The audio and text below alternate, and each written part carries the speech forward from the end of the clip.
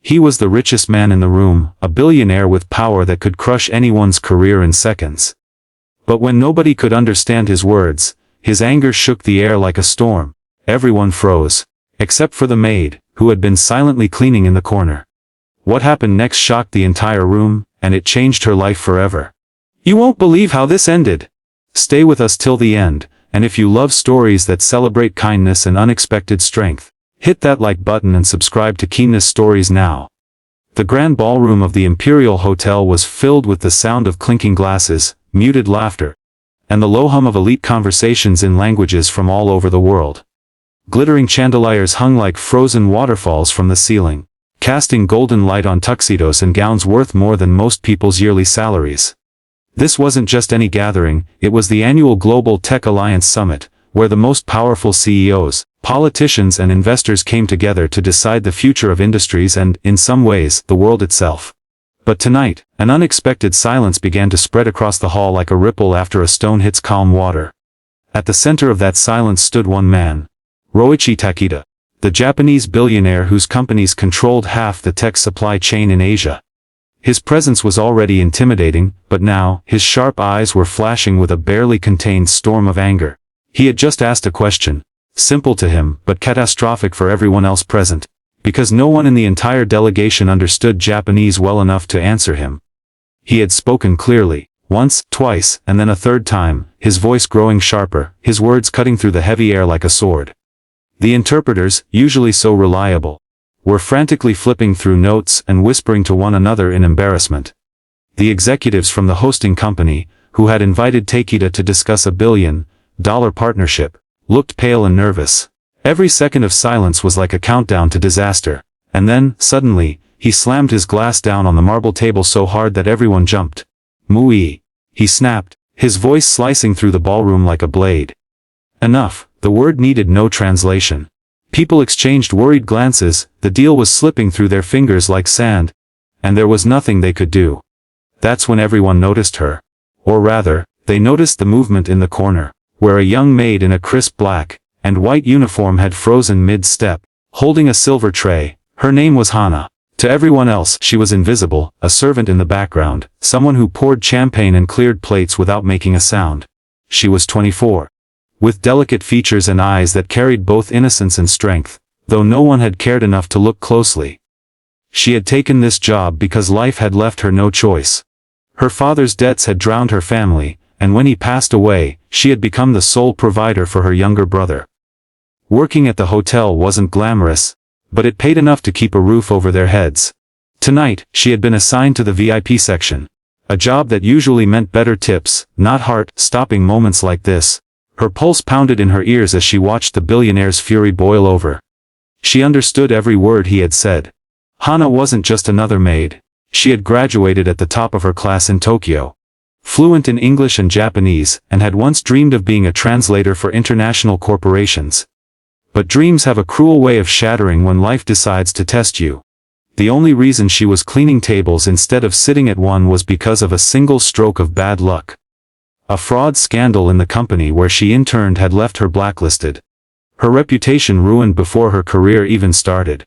And now here she was, dressed like a shadow, ignored by the same people who once would have shaken her hand at a business meeting. Her eyes flicked to Mr. Takeda. He wasn't just irritated, he was insulted. In Japanese culture, respect and understanding mattered deeply. The fact that no one here had prepared for this moment wasn't just unprofessional.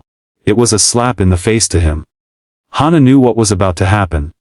If someone didn't respond soon, Takeda would walk out and this entire summit, the partnerships, the investments, the future deals, would collapse. The hosting company's CEO, a tall man named Richard Collins, was practically sweating through his expensive suit, forcing a smile as he stammered, "Mr. Kita, please, just a moment, will Dushit Daremo Wakaranai." Takeda cut him off. His voice cold and sharp as ice. Why does no one understand? The question hung in the air, unanswered, like a curse. And that was when Hana's fingers tightened on the tray. Her heart raced. Her instincts screamed at her to stay silent, to keep her head down like she always had. Speaking out could cost her this job. Maids weren't supposed to interrupt guests, especially not billionaires. But another voice inside her, the one that had been quiet for too long, whispered, if not now, then when? Slowly, almost without realizing it, Hana set the tray down on the nearest table. Her legs felt like they were made of glass as she stepped forward. All eyes turned to her. Confusion, disbelief, even irritation flickered across the faces of the elite guests. What is she doing? They seemed to say. Richard's jaw tightened. He looked like he was about to order security to drag her away. But then, before anyone could stop her, Hana bowed slightly. A gesture of respect that caught even Takeda's attention, and said in flawless Japanese, her voice clear and steady despite the thunder in her chest, Mashuwake arimasen. Takisama watashi ga shitsu no shitsuman ni kotimasu. My deepest apologies, Mr. Takeda. Allow me to answer your question. The room froze. For a heartbeat, there was nothing but silence. The kind of silence that feels like the world itself is holding its breath. The silence that followed Hana's words was so heavy it felt like the entire ballroom had stopped breathing. Every pair of eyes turned toward her as if trying to confirm whether they had heard correctly. Did the maid, just speak perfect Japanese? The murmurs began almost instantly, whispers sweeping through the tables like a current of electricity. Richard Collins' face went pale, then red, then pale again as he stared at Hana like she had sprouted wings. His lips moved, but no sound came out. He wasn't sure whether to be furious at her audacity or relieved that anyone, had stepped in before this night turned into a disaster. But Takeda didn't move. His dark eyes, sharp as blades, were fixed on Hana. For a moment she wondered if she had gone too far, if this act of courage would cost her more than just her job. Then, slowly, the billionaire's brows lifted ever so slightly, not in anger, but in interest. He took a step toward her, and the sound of his polished shoes against the marble floor echoed in the silent hall like a drumbeat. "Anata wa dare da?" he asked finally, his voice calm but carrying the weight of command. "Who are you?" Hana bowed again, her heart racing. "Watashi wa kono hotaru no shokan desu. I am a staff member of this hotel." The simplicity of her answer only seemed to intrigue him more. He tilted his head slightly, eyes narrowing as if trying to read her soul. Around them, the executives looked on utterly bewildered. Richard tried to intervene, stepping forward with a forced laugh. "Mr. Takeda, if you'll allow me, we can." Takeda raised a hand and Richard froze. His authority was absolute. The billionaire turned back to Hana. "Sa, kotate mora, watashi no shitsuman wa." "Swell then, answer my question." What was I asking? What? Hana took a steadying breath. She remembered his words perfectly. He had asked about the company's long-term vision for sustainability in Asia, and he had wanted specifics, not empty promises.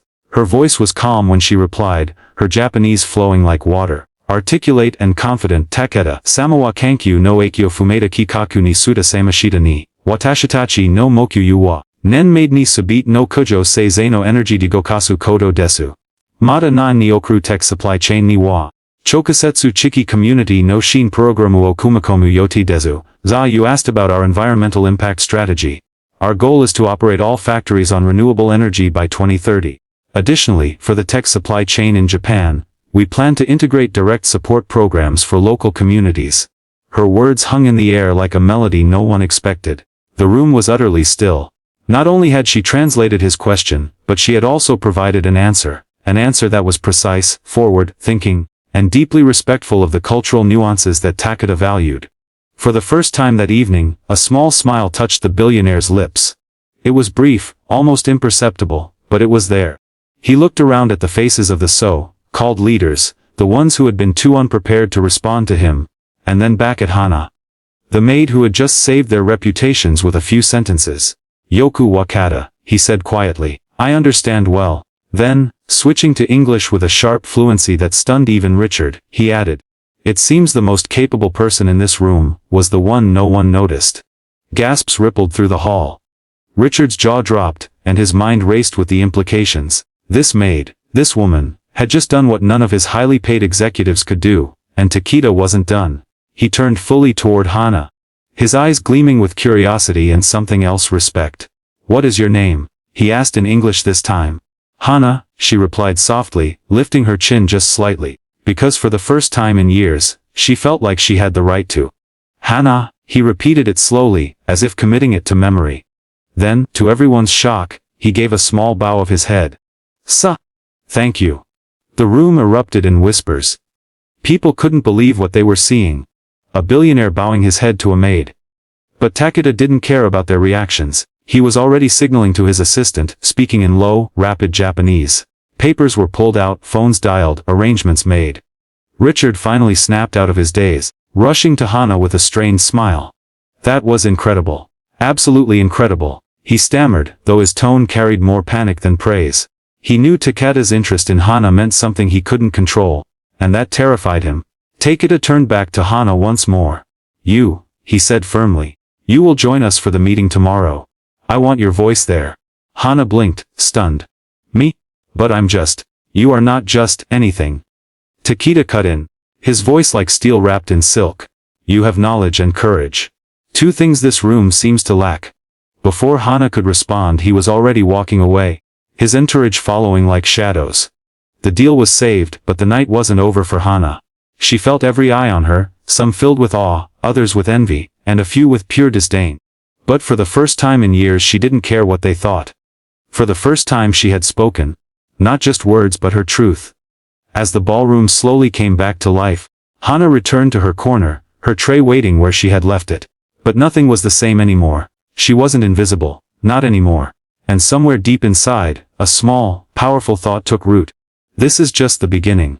If this story touched your heart, imagine how many lives kindness and courage can change. Hit that like button, share this video with someone who needs hope today. And subscribe to Kindness Stories for more inspiring moments that prove ordinary people can do extraordinary things.